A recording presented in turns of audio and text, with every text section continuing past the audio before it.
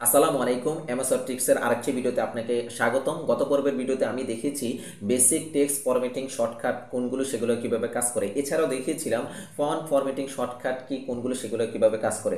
তাছাড়াও দেখিয়েছিলাম font format শর্টকাটগুলো কিভাবে রিবন ব্যবহার করে, রিবনের মাধ্যমে কিভাবে ব্যবহার করে সেগুলো কাজ করা যায় সেটিও দেখানোর চেষ্টা করেছি। আজকের এই ভিডিওতে আপনাকে দেখানোর চেষ্টা করব যে লেটার কেস কোনগুলো, সেগুলোর শর্টকাট কি কোনগুলো, সেগুলো কিভাবে কাজ করে। এছাড়াও দেখাবো যে সুপার স্ক্রিপ্ট কোনগুলো বা সুপার স্ক্রিপ্ট কি, সেটা কিভাবে কাজ করে, শর্টকাট কমান্ড কিভাবে ব্যবহার করতে হয়। তাছাড়াও আমরা আবার দেখবো সাবস্ক্রিপ্ট কি, সাবস্ক্রিপ্ট কিভাবে কাজ করে বা সাবস্ক্রিপ্টে আমরা কিভাবে শর্টকাট কমান্ড ব্যবহার করতে পারি সেটাও দেখানোর চেষ্টা করব। এছাড়াও দেখানোর চেষ্টা করব যে আমাদের লেখার ফন্ট সাইজ কিভাবে বাড়ানো কমানো যায় শর্টকাট কমান্ড ব্যবহার করে, সেটি দেখানোর চেষ্টা করব। তাছাড়াও দেখানোর চেষ্টা করব একটা লেখার হাইলাইট কালার কিভাবে শর্টকাট কমান্ড ব্যবহার করে করা যায় সেটিও দেখানোর চেষ্টা করব। এরপরে দেখানোর চেষ্টা করব যে কোনো একটা লেখাকে কিভাবে হাইড এবং শো করা যায় বা কোনো একটা প্যারাগ্রাফকে কিভাবে হাইড এবং শো করা যায় সেই শর্টকাট কমান্ড ব্যবহার করে সেটিও দেখানোর চেষ্টা করব।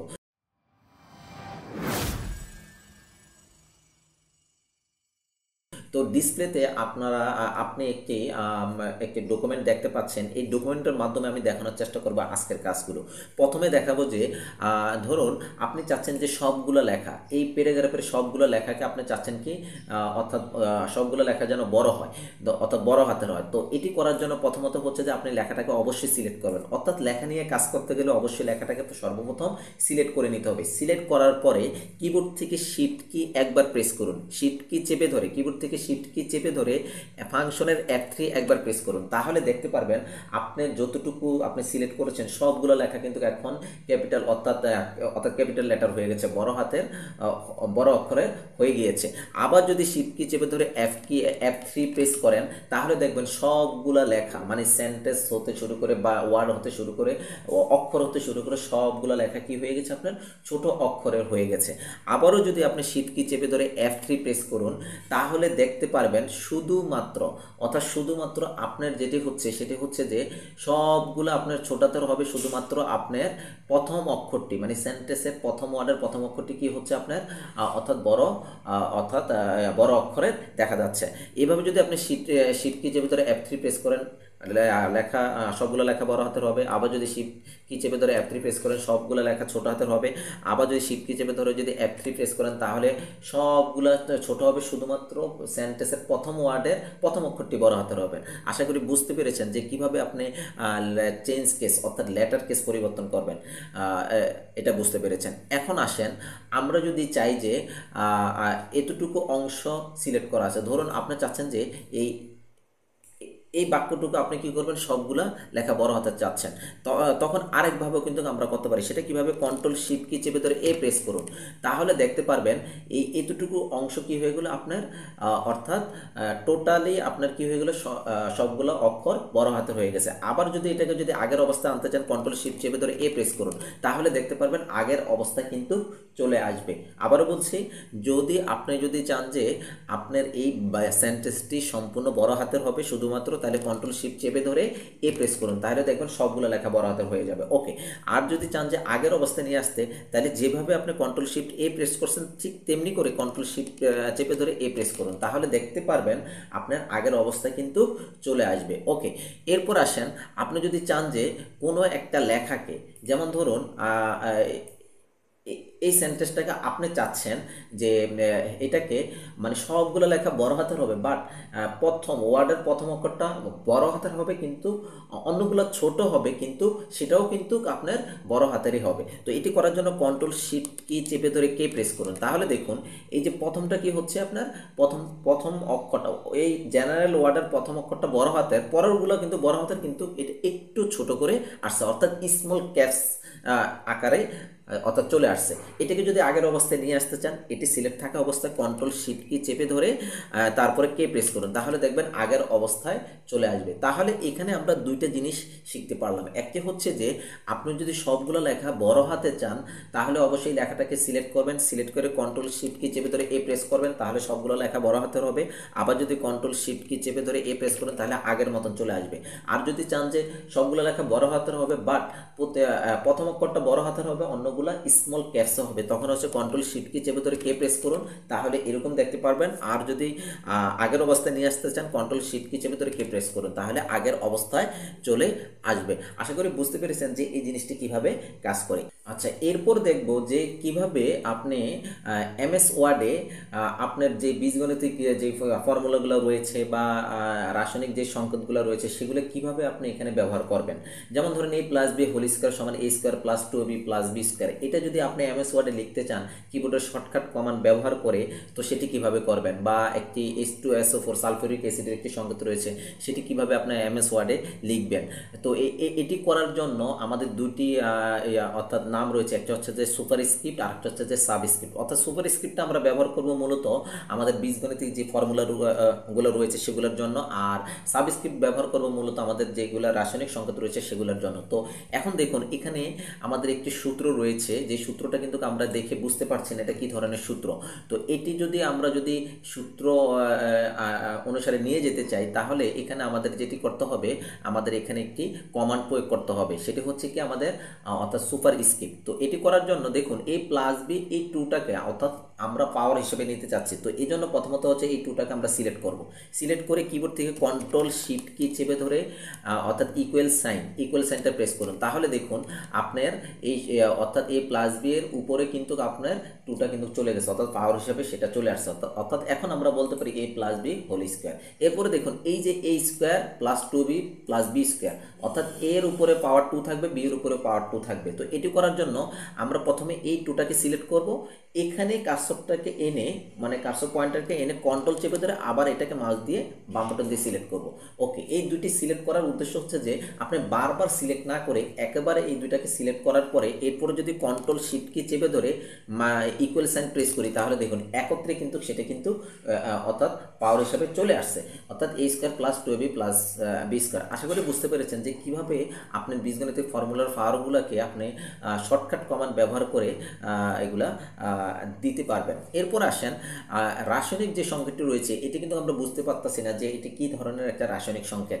তো এটি মূলত হচ্ছে যে একটা সালফিউরিক অ্যাসিডের রাসায়নিক সংকেত H2SO4। তো এই 2টা আপনার নিচে যাবে এবং 4টাকে নিচে যাবে। তো এই জন্য আমরা ব্যবহার করব অর্থাৎ সাবস্ক্রিপ্ট। তো এটি করার জন্য প্রথমে এটিকে আমরা সিলেক্ট করব, এরপরে কন্ট্রোল চেপে ধরে এই 4টাকে সিলেক্ট করব, করে কিবোর্ড থেকে কন্ট্রোল চেপে ধরে ইকুয়াল সাইন প্রেস করুন, তাহলে দেখতে পারবেন আপনার জিনিসটা কিন্তু নিচে চলে আসবে। আশা করি বুঝতে পেরেছেন যে কিভাবে সুপার স্ক্রিপ্ট অর্থাৎ সাবস্ক্রিপ্টটা ব্যবহার করতে হয় রাসায়নিক সংকেতের জন্য। এখন আরেকটি কথা হচ্ছে যে ধরুন আপনি যদি এই যে এখানে এটি ব্যবহার করার পরে একটু খেয়াল করুন, এটি কিন্তু এখন উপরে কিন্তু কাজটি রয়েছে, এই অবস্থায় যদি আপনি কিছু টাইপ করেন সবগুলো কিন্তু উপরে হবে, কিন্তু আপনি চাচ্ছেন কি এটার পরে আপনি চাচ্ছেন যে একটু নিচে নিয়ে আসার জন্য, অর্থাৎ নিচে নিয়ে আসার জন্য, তাহলে কি করবেন কন্ট্রোল শিফট কি চেপে ধরে অর্থাৎ ইকুয়াল সাইন প্রেস করবেন, তাহলে দেখবেন ডিফল্টভাবে যেভাবে কার্সরটি ছিল সেভাবে কিন্তু চলে আসবে। অনেক সময় আপনারা যখন কোশ্চেন করবেন, কোশ্চেন করার ক্ষেত্রে এই প্রবলেমটা ফেস করবেন, তখন অবশ্যই আপনি যেভাবে উপরে গিয়েছেন ঠিক সেইভাবেই কন্ট্রোল শিফট কি চেপে ধরে ইকুয়াল সাইন প্রেস করবেন, তাহলে দেখবেন একদম ডিফল্ট যেভাবে কার্সরটি ছিল সেভাবে কিন্তু চলে আসবে। ওকে, এরপর আসেন এই যে এখানেও কিন্তু সেম, দেখুন আপনি এই 4-এর এখানে কার্সরটি রয়েছে, এখন এটি যদি আপনি যদি ডিফল্টভাবে একদম যেভাবে কার্সর পয়েন্টারটি ছিল সেভাবে নিয়ে আসতে চান, তাহলে কন্ট্রোল চেপে ধরে ইকুয়াল সাইন প্রেস করুন, তাহলে দেখুন সেভাবে কিন্তু চলে আসবে। তো এই ছিল আমাদের সাবস্ক্রিপ্ট এবং সুপারস্ক্রিপ্ট কীভাবে কাজ করে সেটি দেখানোর চেষ্টা করেছি। এইবার আসুন যে কিভাবে অর্থাৎ আমাদের আরেকটি কথা বলে নিচ্ছি, আপনি যদি চান যে না আপনি টুটাকে এখানে আপনি কি করলেন উপরে রেখেছেন, আপনি যদি আবার কন্ট্রোল শিফট কি চেপে ধরে যদি ইকুয়াল সাইন প্রেস করুন, তাহলে দেখেন আগের অবস্থায় চলে আসবে। আবার যদি কন্ট্রোল কি শিফট কি চেপে ধরে যদি ইকুয়াল সাইন প্রেস করুন, তাহলে উপরে চলে যাবে। অর্থাৎ আপনি যদি চান যে উপরে রাখতে পাওয়ার হিসেবে সেটা রাখতে পারেন, আর যদি না চান তাহলে আবার কন্ট্রোল শিফট কি চেপে ধরে ইকুয়াল সাইন প্রেস করলে হয়ে যাবে। তেমনি করে এটার ক্ষেত্রেও সেম, আপনি যদি চান যে না আমি নিচে রাখতে চাচ্ছি না, তাহলে কন্ট্রোল চেপে ধরে আপনি কি করবেন ইকুয়াল সাইন প্রেস করবেন, তাহলে আগের অবস্থায় চলে আসবে। আবার কন্ট্রোল চেপে ধরে ইকুয়াল সাইন প্রেস করুন, তাহলে দেখবেন নিচে চলে আসবে। অর্থাৎ অনেক সময় দেখা গেছে ভুলবশত দেখা গেছে আমি এই 4-এর সাথে এটাকে আমরা ধরুন আমি একটু দেখাচ্ছি আপনাকে, এইভাবে উপরে নিয়ে আসি, জাস্ট এটাকে একটু উপরে নিয়ে আসি। ওকে, তো ভুলবশত দেখা গেছে আমার এই দুইটাকে আমি সিলেক্ট করে ফেললাম, এটা কিন্তু এখন নিচে চলে আসছে। এখন এই ওটাকে আমি চাচ্ছি উপরে নিয়ে আসার জন্য, তো এই জন্য এই ওটাকে সিলেক্ট করে কন্ট্রোল চেপে ধরে ইকুয়াল সাইন প্রেস করুন, তাহলে দেখুন সেটা কিন্তু উপরে চলে গেল, কিন্তু 4টা কি নিচে চলে আসবে। ওকে, তো এরপর আসেন আমরা দেখব কোনো লেখাকে যদি আপনি যদি বড় করতে চান, মানে কোনো লেখার সাইজ যদি বাড়াতে চান, মানে ইনক্রিজ এবং ডিক্রিজ করতে চান, বা কোনো লেখার সাইজ বড় করতে চান বা ছোট করতে চান, তখন সেটি কিভাবে করবেন। তো এটি দেখার জন্য ধরুন আপনি চাচ্ছেন যে এই যে এই মেশিন লার্নিং এতটুকু এই সেন্টেন্সটাকে আপনি এখন কি করবেন, বড় করবেন, কিন্তু আমাদের এখন একটা সাইজ আছে কত আপনার, এটার সাইজ মূলত রয়েছে আমাদের অর্থাৎ 16। তো এটাকে আপনি চাচ্ছেন যে এক এক করে বাড়াবেন।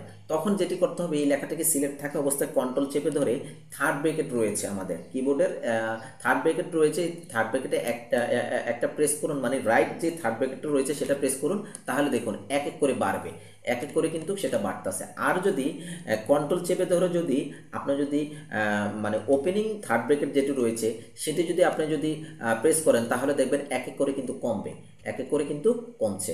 আর যদি ইন্ডিং থার্ড ব্র্যাকেট যদি দেন, তাহলে দেখা গেছে আপনার এক এক করে বাড়বে। আশা করি বুঝতে পেরেছেন যে কিভাবে আপনার কোনো একটা ওয়ার্ড বা কোনো একটা সেন্টেন্স বা কোনো একটা প্যারাগ্রাফ বা হোল ডকুমেন্টকে আপনি যদি ইনক্রিজ করতে চান, তখন হচ্ছে কন্ট্রোল চেপে ধরে এক এক করে যদি ইনক্রিজ করতে চান, তখন কন্ট্রোল চেপে ধরে ইন্ডিং থার্ড ব্র্যাকেট। আর যদি এক এক করে কমাতে চান, তাহলে হচ্ছে যে কন্ট্রোল চেপে ধরে ওপেনিং থার্ড ব্র্যাকেটটি প্রেস করতে হবে।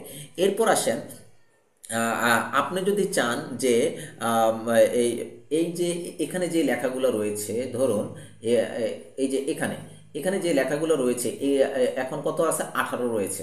ধরুন এটাকে আমি একটু 16 করে দিচ্ছি। এখন আপনি চাচ্ছেন যে এটাকে আপনি চাচ্ছেন যে 2 করে বাড়বে, অর্থাৎ লেখার সাইজটা আপনার 2 করে বাড়বে। তো এটি কিভাবে করবেন, তো এটি করার জন্য কিবোর্ড থেকে কন্ট্রোল শিফট কি চেপে ধরে আমাদের এখানে অর্থাৎ লেস দেন গ্রেটার দেন রয়েছে, অর্থাৎ গ্রেটার দেন যেটা রয়েছে অর্থাৎ ডট, গ্রেটার দেন বা ডট একবার প্রেস করুন, তাহলে দেখুন 2 করে কিন্তু সেটা কিন্তু বাড়তেছে, 2 করে সে বাড়ছে। আবারও দিই কন্ট্রোল শিফট চেপে ধরে গ্রেটার দেন দেই, তাহলে দেখুন আপনার 2 করে বাড়ছে। আর যদি চান যে না 2 করে কমবে, তখন কন্ট্রোল শিফট কি চেপে ধরে কমা অথবা লেস দেন দিবেন, তাহলে দেখবেন আপনার 2 করে কি কমছে। এই যে দেখুন এখানে কিন্তু 12 রয়েছে। আবার যদি আমি যদি আবার কন্ট্রোল শিফট কি চেপে ধরে কমা দিই বা গ্রেটার দেন দিই, লেস দেন দিই, তাহলে দেখুন এই যে এখানে কিন্তু 2 করে কিন্তু বাড়ছে, মানে গ্রেটার দেন দিলে। আর যদি কমা দিই কন্ট্রোল শিফট কি চেপে ধরে কমা, তাহলে দেখুন 2 করে কমছে। আশা করি বুঝতে পেরেছেন যে কিভাবে আপনি আপনার লেখার সাইজকে ইনক্রিজ এবং ডিক্রিজ করতে পারেন এক এক করে অথবা 2 করে।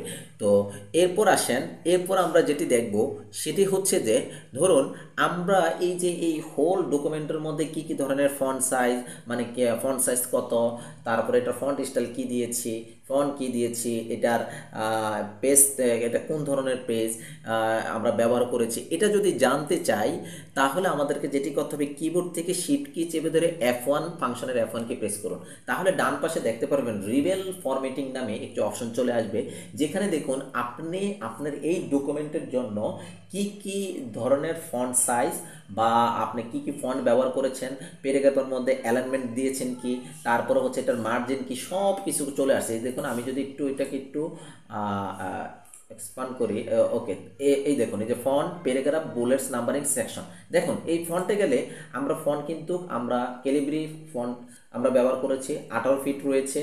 আবার দেখেন এখানে এই যে 18 মানে 18 সাইজ রয়েছে। এরপরে ল্যাঙ্গুয়েজ রয়েছে। তারপর দেখেন প্যারাগ্রাফে যদি যাই, প্যারাগ্রাফের মধ্যে কি কি অ্যালাইনমেন্ট, জাস্টিফাই আমরা ব্যবহার করেছি। তারপরে ইন্ডেন্টেশন কি কি দিয়েছি, স্পেসিং কি কি দিয়েছি, আছে কিনা, ট্যাব কতটুকু দিয়েছি সেটা কিন্তু এখান থেকে দেখা যাচ্ছে। এরপর হচ্ছে বুলেটস অ্যান্ড নাম্বারিং দিয়েছি কিনা সেটা কিন্তু এখানে এই যে দেখুন এই যে বুলেটস অ্যান্ড নাম্বারিং কিন্তু এখানে দিয়েছি। এরপরে দেখুন এরপর হচ্ছে সেকশন, আমাদের সেকশনের মধ্যে মার্জিন কতটুকু দিয়েছি। তারপর পেপার সাইজ কি রয়েছে। দেখুন আমি যদি এখন যদি এখান থেকে ধরেন আমি যদি পেপার সাইজটা যদি পরিবর্তন করি, তাহলে দেখুন এখানে একটা পরিবর্তন আসবে। আমরা এই যে সাইজে যাওয়ার পরে এই যে যদি A4 দেই, তাহলে দেখুন এই যে এখানে কিন্তু A4 এর সাইজটা কিন্তু চলে আসছে। আবার দেখুন এখানে আমি যদি ফন্ট সাইজ যদি এখানে যদি অর্থাৎ কমিয়ে দিচ্ছি, তাহলে দেখুন এই যে এখান থেকে যদি আমি ফন্ট সাইজ এখন কত আছে আমাদের 20, তো এটাকে যদি আমি যদি এখন একটু কমিয়ে দিই, তাহলে দেখতে পারবেন যে এটা কিন্তু এই যে দেখুন এখানে কিন্তু পরিবর্তন হয়ে গেছে। আচ্ছা, এখান থেকে যদি আমি একটা কালার দিই, কালারও যদি দিই, এই দেখেন ফন্ট কালার কি রয়েছে, পার্পল, অর্থাৎ চলে আসছে। অর্থাৎ এক কথা হচ্ছে যে আপনি এই ডকুমেন্টের মধ্যে কি কি ধরনের স্টাইল বা কি কি ধরনের ফরম্যাট ব্যবহার করেছেন, কি কি করেছেন, সেটা কিন্তু রিবেল ফরম্যাটিংয়ের মাধ্যমে কিন্তু আপনি সহজে কিন্তু আপনি ফাইন্ড আউট করে নিতে পারবেন যে এই ডকুমেন্টের মধ্যে কি কি ধরনের জিনিস ব্যবহার করা হয়েছে। আশা করি বুঝতে পেরেছেন যে রিবেল ফরম্যাটিংটা কিভাবে কাজ করে বা কিভাবে এটা নিয়ে কাজ করতে হয়।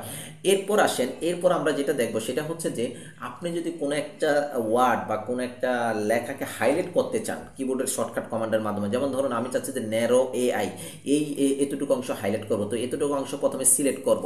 সিলেক্ট করার পরে কিবোর্ড থেকে কন্ট্রোল অল্টার প্রেস করে এস প্রেস করুন, তাহলে দেখতে পারবেন অটোমেটিকলি আপনার হাইলাইট কালার চলে আসছে। এখন বলতে পারেন এই হাইলাইট কালারটা কিভাবে আসলো। এটি দেখুন, এই যে আমাদের হোম ট্যাবের অধীনে ফন্ট যে গ্রুপটি রয়েছে, এখানে একটি হাইলাইট একটি কমান্ড রয়েছে, এটির ডিফল্ট কালারটি হচ্ছে কি আপনার ইয়েলো রয়েছে। এখন দেখুন আমি যদি এখান থেকে যদি এই কালারটা যদি সিলেক্ট করে দিই, অর্থাৎ গ্রিন কালারটা সিলেক্ট করলাম, সিলেক্ট করার পরে অর্থাৎ আমি একটু স্কিপ কি প্রেস করি। এখন দেখুন এখন যদি এটাকে সিলেক্ট করি, সিলেক্ট করে কিবোর্ড থেকে যদি কন্ট্রোল শিফট কি চেপে ধরে এস প্রেস করি, সরি কন্ট্রোল চেপে ধরে অল কি চেপে ধরে এস কি প্রেস করি, তাহলে দেখুন এটার কালার এখন রয়ে গেছে কি আমাদের, অর্থাৎ গ্রিন কালার হাইলাইট হয়ে গেছে। তা আশা করি বুঝতে পেরেছেন যে কিভাবে আপনি যে কোনো ওয়ার্ড বা যে কোনো সেন্টেন্সকে যেটা আপনার হাইলাইট করা দরকার সেটা কিবোর্ডের মাধ্যমে কিভাবে করতে হয়। এছাড়াও আপনি যদি চান যে না আমি চাচ্ছি যে এই জিনিসটাকে আমি হাইলাইট করব না, তখন আগের অবস্থায় নিয়ে আসবো, তখন যেটি করবেন কিবোর্ড থেকে কন্ট্রোল অল্টার চেপে ধরে এস কি প্রেস করুন, সরি আবারও দেখুন এটাকে সিলেক্ট করে কন্ট্রোল অল্টার কি চেপে ধরে এস প্রেস করুন, তাহলে দেখুন নর্মাল অবস্থায় চলে আসবে। অর্থাৎ আপনি যেভাবে হাইলাইট করেছেন ঠিক তেমনি করে লেখাটা সিলেক্ট অবস্থায় আবারও কন্ট্রোল অল্টার চেপে ধরে এস কি প্রেস করুন, তাহলে দেখতে পারবেন নর্মাল অবস্থায় কিন্তু সেটি চলে আসবে।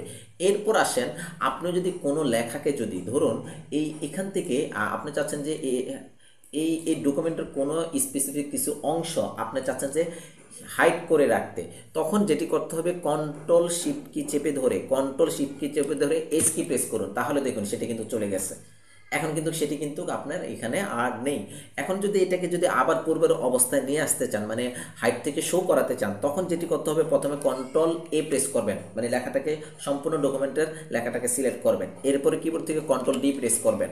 কন্ট্রোল ডি প্রেস করার পরে এরপরে যেটি করবেন সেটি হচ্ছে যে আপনার এই যে এখানে দেখুন একটি অপশন রয়েছে কি এইস হিডেন, এটা কিন্তু এখন সিলেক্ট অবস্থায় আছে, অর্থাৎ আমার লেখাগুলো কিন্তু যে লেখাগুলো সিলেক্ট করে হিডেন করে ফেলেছি সেটা কিন্তু এটার মধ্যে আছে, মানে এখন কিন্তু চেক অবস্থায় আছে, সেই জন্য সেটা দেখাচ্ছে না, এটাকে আনচেক করতে হবে। তো আনচেক করার জন্য সেটি হচ্ছে কি এখানে একটা ক্লিক করুন, আবার একটা ক্লিক করুন, ক্লিক করে ওকে বাটনে ক্লিক করুন, তাহলে দেখবেন যে আপনি যেটি হেডিং করেছেন মানে হাইড অবস্থায় করেছেন সেটা কিন্তু আবার চলে আসবে। আমি আবার একটু দেখানোর চেষ্টা করি যে প্রথমে হচ্ছে যে এই লেখাটাকে সিলেক্ট করবেন, সিলেক্ট করে কন্ট্রোল শিফট কি চেপে ধরে এস প্রেস করুন, সেটা হাইড হয়ে যাবে।